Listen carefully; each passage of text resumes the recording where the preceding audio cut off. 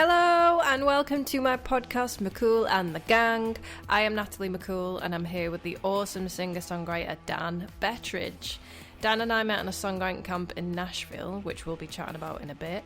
And this podcast is being recorded right now on Instagram Live. Woo! And it's a collaboration between McCool and the Gang and Dan's Instagram series, Isolation Live. How you doing, Dan? I'm all right, yeah. How are things with you? I'm good, yeah. So this is kind of like a collaboration between us for my McCool and the Gang. Can I just show you this? Is that one of your t-shirts? Yeah, it says McCool. Hell yeah. Oh, congratulations on the release, by the way. Oh, thank you. I just listened to it. It's a proper banger. I really like it. I also didn't realise that you've done a cover of one of my favourite songs ever, Real Hero. Oh, yeah, because I did a mashup. What's the other one called? Night Call. Yeah. Yeah. I really liked Real Hero, and then my guitarist Joe at the time, he was like, let's just do a mashup of Night Call and Real Hero, like that'll work. And he came up with like the change, and it was like awesome. Yeah. So what have you been doing all this time while you've been cooped up? Well, I've mainly been making truffles, to be quite honest. Truffles? Yeah. No way. I've been baking a lot, writing songs obviously, but baking is more important than writing songs. Duh. Duh. Eating is more important than anything. No. Yeah, I've been writing tunes for this exciting other project I've got, which is cool. Ooh, spill the beans. Can you spill the beans? Well, I have another project with my friend Paul. Hi, Paul, if you're watching. And it's really cool. It's kind of like really, really dark. He's going to laugh so much when I say this. It's like really dark, but at the same time, like quite joyous songs about like death. What? Honestly, that's our project together. So we got like six tracks that we really like from it. And So is it going to be released as like a duo thing, I guess, then, yeah? Yeah, got plans. Yeah. Are you doing an album? Maybe. Have you got a name? Maybe, but it's not 100% confirmed yet. Okay. We've got a few names that we like, but we're like, which one should we pick? Who? But have you heard Ryan Gosling's stuff? Speaking of Drive and all that. Wait, Ryan Gosling has a music project. How did I not know this? All Ryan Gosling fans. Sorry. Address us all. I've just been having a fire outside and I'm just full of smoke. Yeah, Ryan Gosling does like, it's really weird. There's YouTube videos of it and it's like kind of creepy, dark, death stuff. You like it? I would like that. Sounds like you'll really like it. One of the videos, there's like, I think he's playing, either there's a skeleton that's like pretending to be him and voicing the words, or he's like surrounded by skeletons and he's playing an old piano in this creepy, like, it's really strange.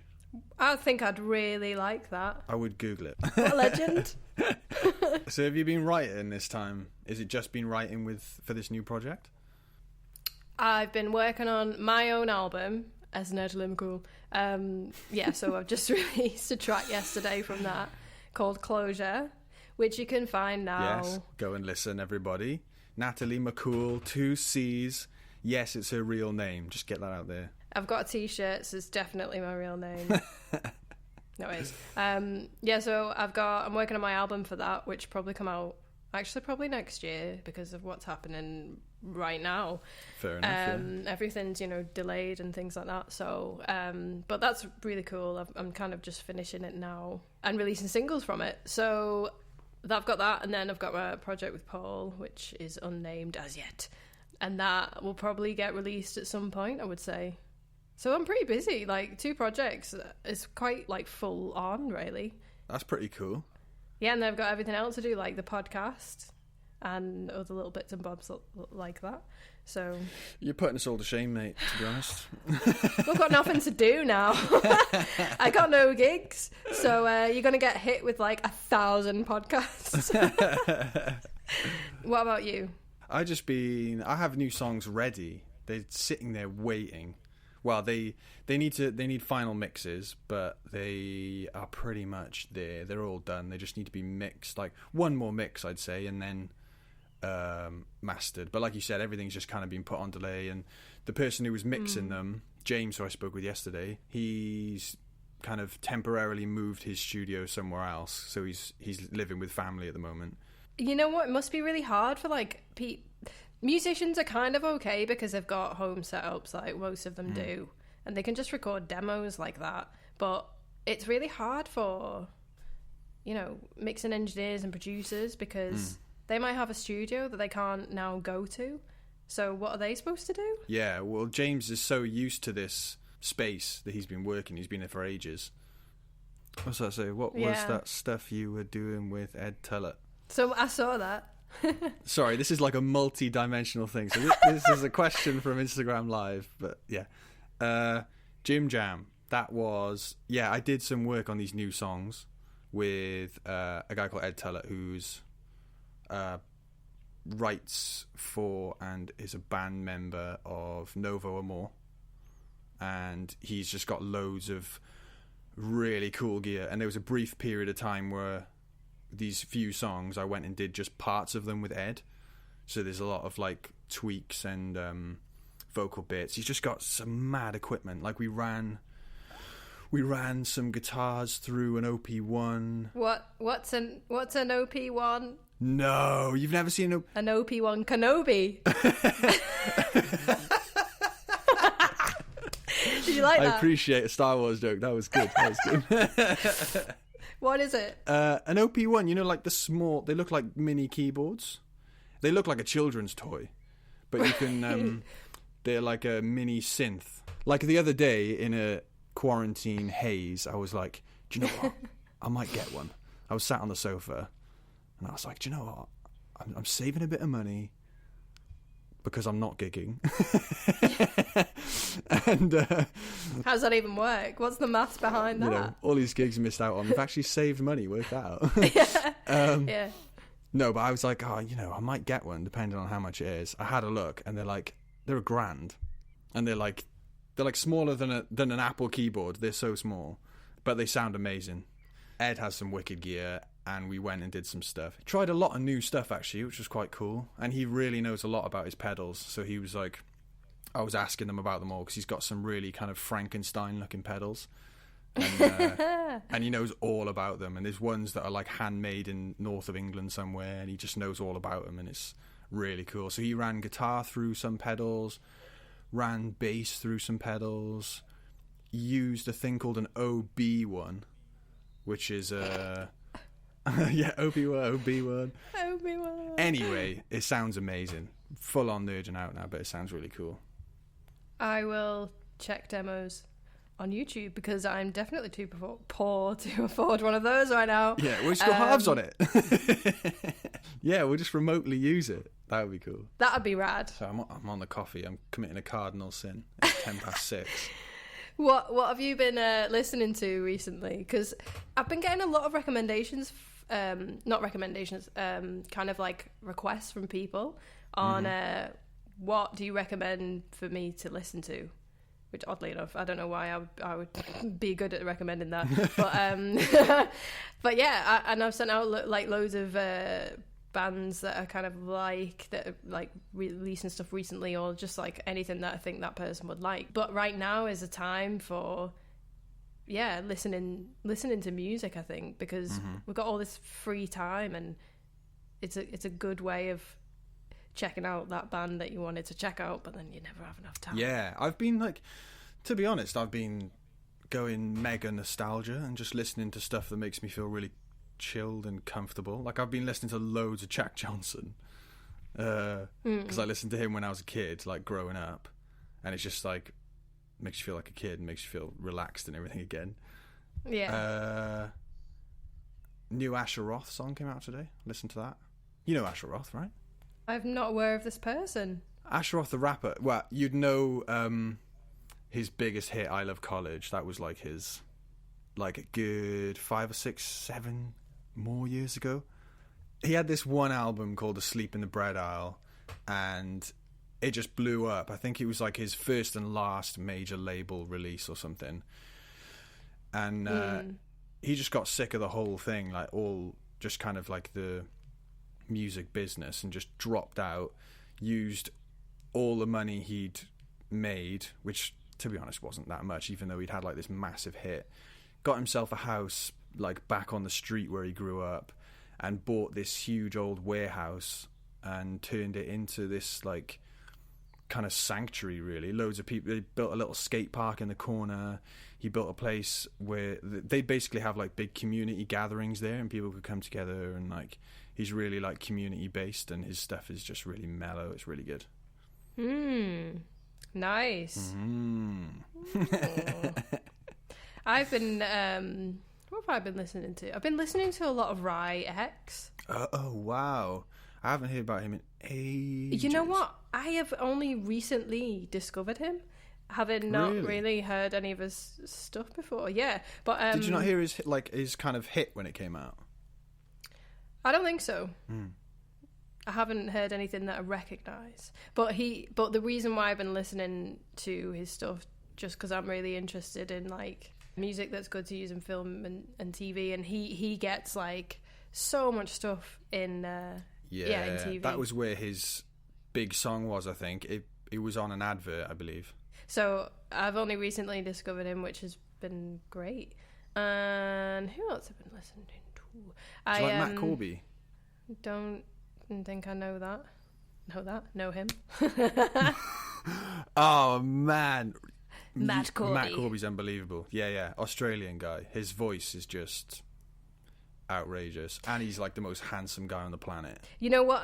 I did discover a band recently, but you know Closure. So Kenzo, the guy I wrote that with, my friend. He's French. He lives in Paris, but he's got a project in Paris called Love Supreme. Amazing, absolutely amazing. And it's a duo, so it's Kenzo and some other guy, and the other guy's voice is literally the most unique voice I've ever heard in my life. It's like, I'll check that out. It's like melted chocolate over like charcoal. That's how I can describe it. It's so That's good. pretty good. Oh, yeah, Love Supreme. Check them out. And, should we give everyone who's tuned in right now a bit of background on how we met? How do we know each other? Oh, yeah, go for it. So, me and Dan... How the hell? How the hell? I live all the way down here. You live all the way up there.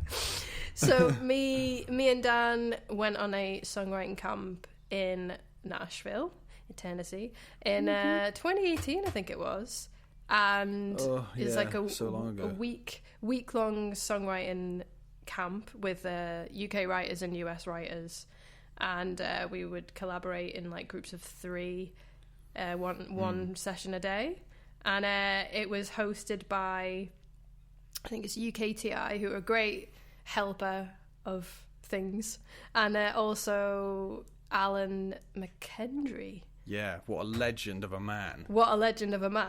Alan.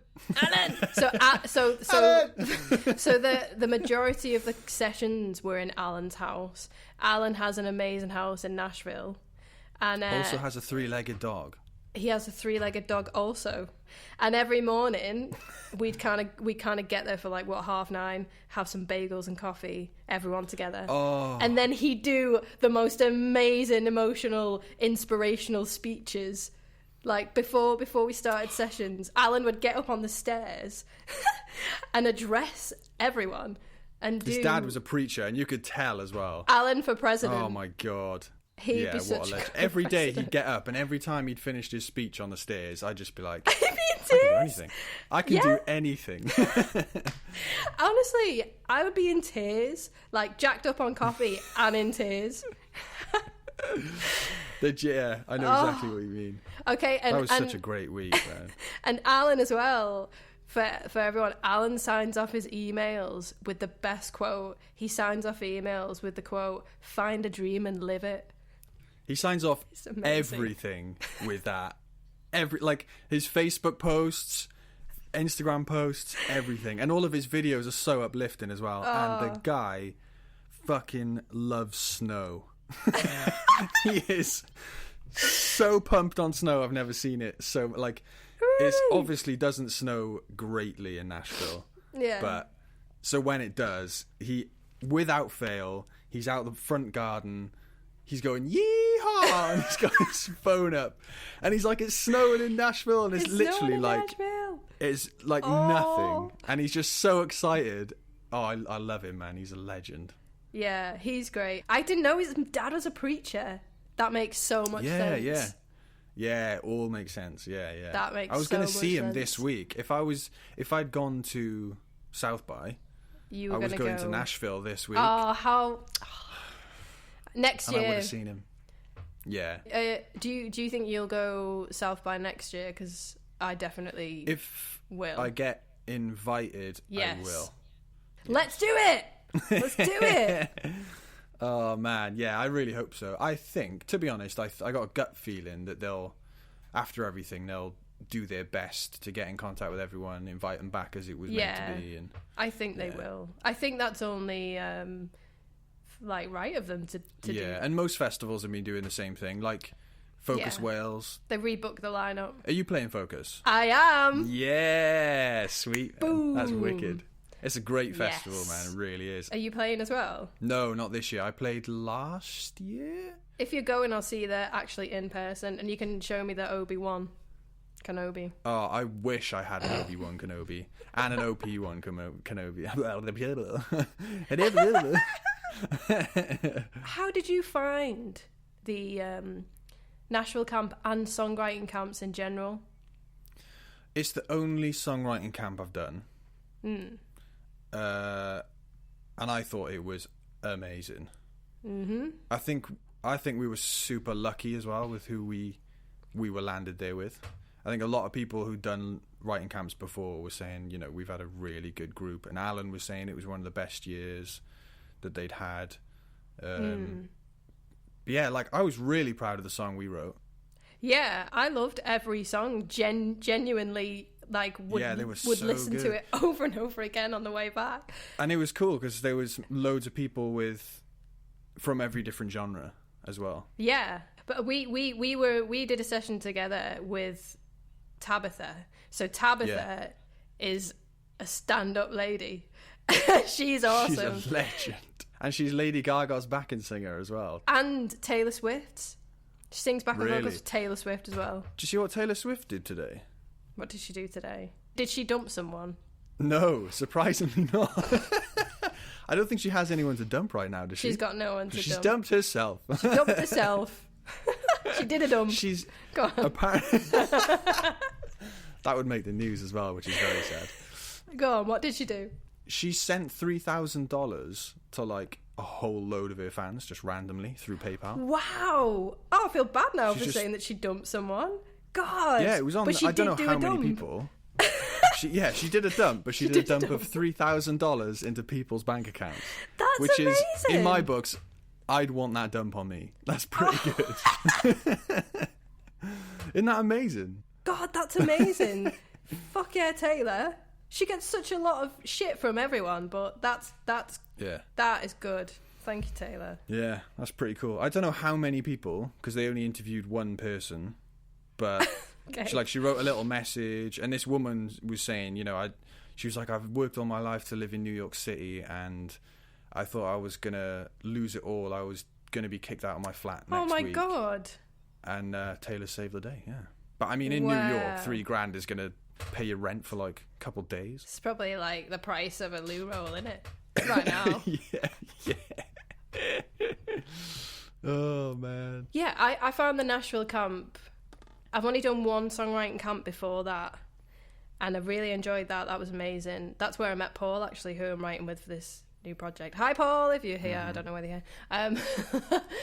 And yeah, the Nashville camp it's same, like, absolutely amazing, and an amazing group of people, and all of us as well were so similar with our, like, sense of humor.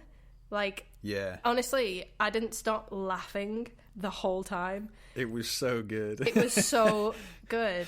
Oh my God. For some reason, one day, a couple of days from the end, like, obviously we had that beautiful platter put out for us every morning. We had the freshly baked cookies. I mean, doesn't get better than that. Yeah. Still soft and warm. We had like all the coffee we could possibly drink, buns and whatever. Anyway, we had like hummus and dips and the works. But we had baby carrots, didn't we? And for some reason, one day... I can't remember. No, one day, it's Fiona, a bunch of people were leaving for the studio one afternoon, and we were all hugging each other, and I hugged Fiona, and I had a handful of carrots. Carrot gate! How could I forget carrot gate? She had one of those bags where the top, it's like not a roll top, but where the top of the bag folds over and you clip it down, and obviously it has two little holes on either side of the bag, so I just thought, you know what?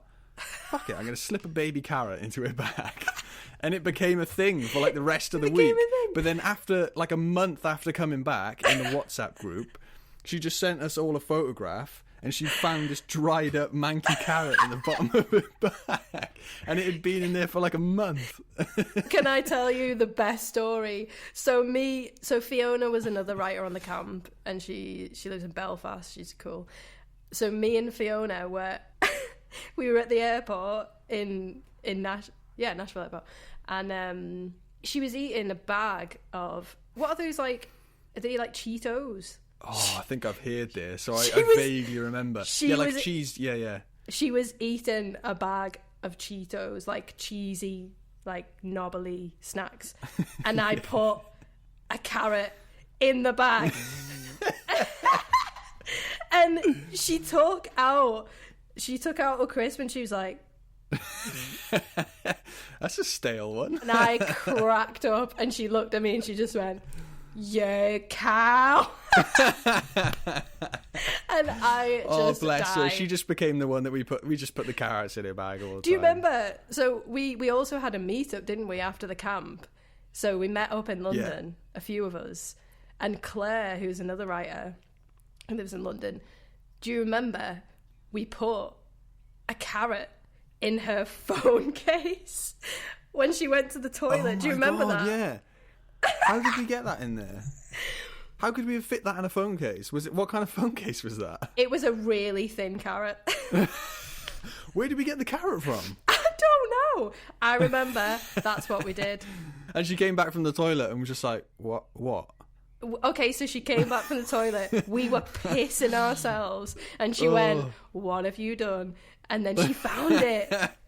She found it. Claire, I'm sorry. Damn it. I'm so sorry. Sorry, Claire.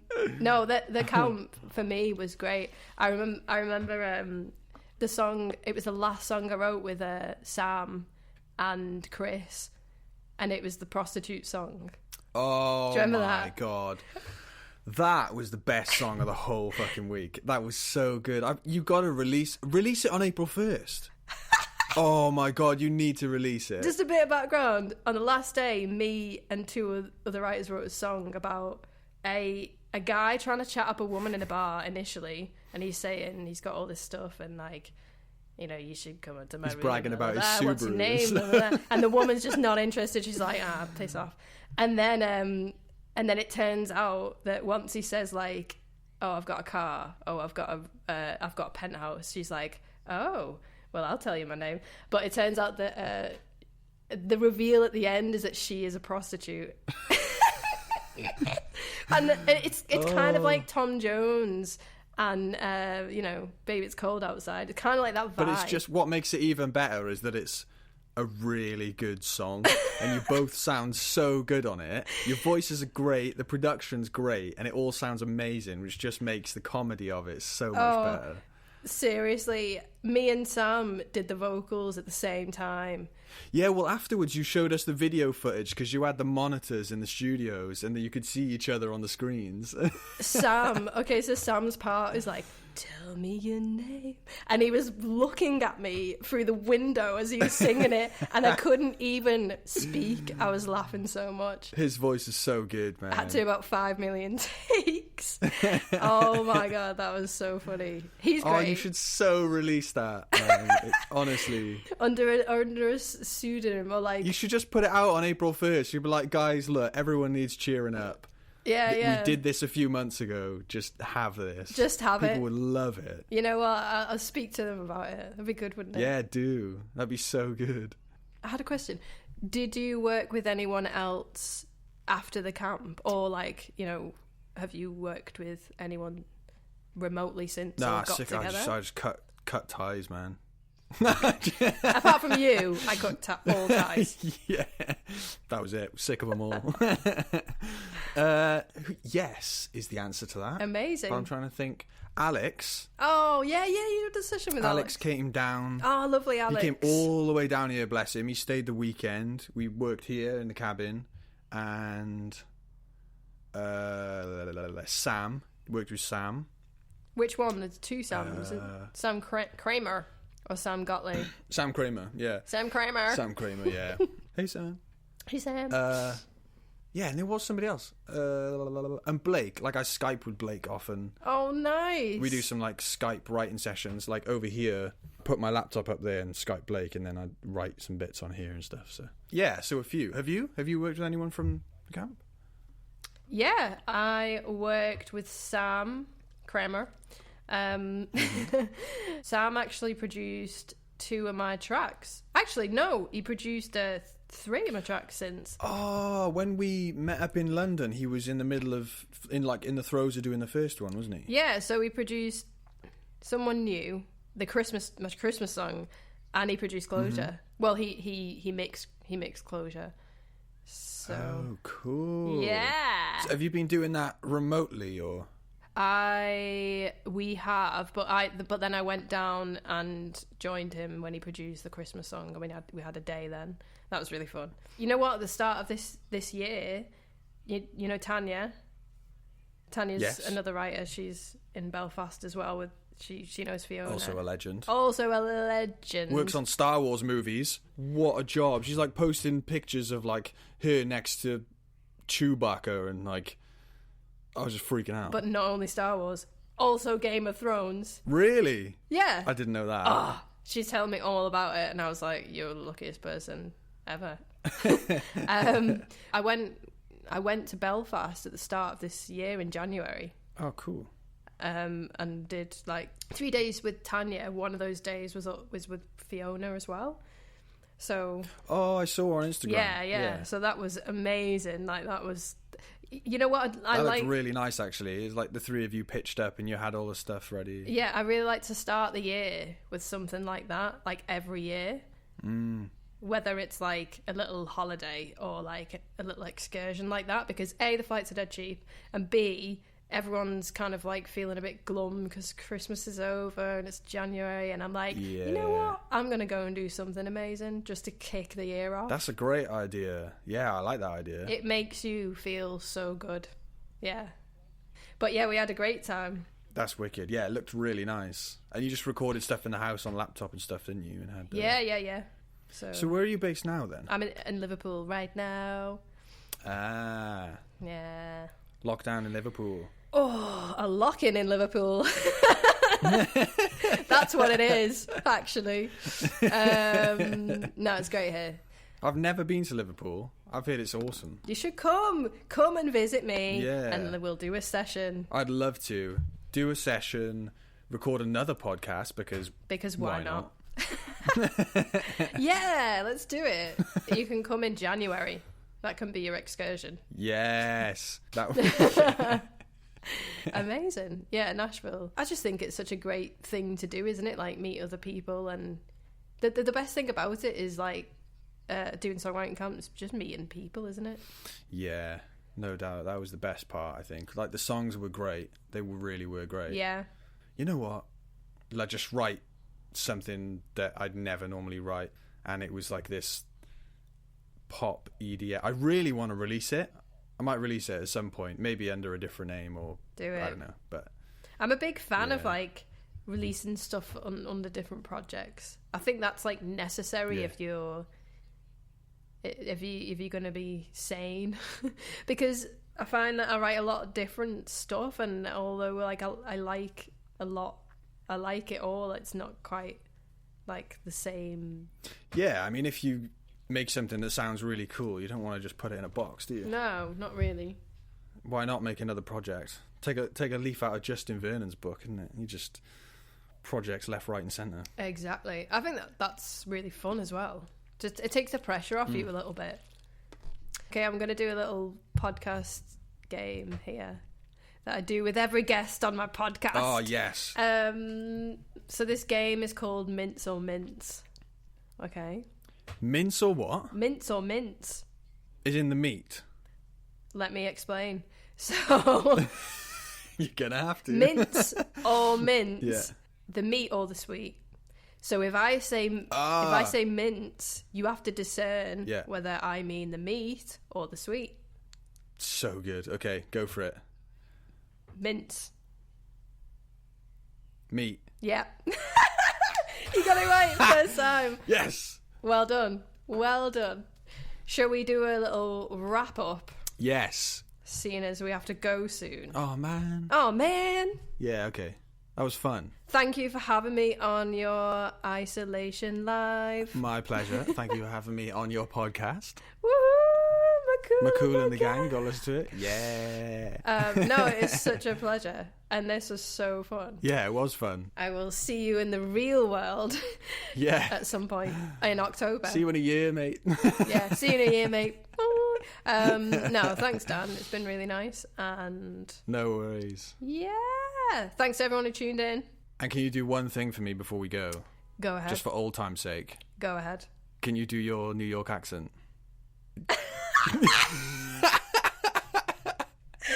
I wish Sam Crammer was here right now. Yeah, me too. Okay, here we go. Quit your yapping, you damn dog. Yes, you've made my day. Sign off. You legend. Boom. Oh, thanks, Dan. No worries. Nice to see you. You too. See you later. See you soon. Bye. Thanks so much for listening, and don't forget to subscribe and follow to this podcast. I'm Natalie McCool, and you can find me and my music on Facebook, Twitter, Instagram, YouTube, and also on my website, nataliemccool.co.uk. Thanks! I think you're a magnet, and I'm a magnet too.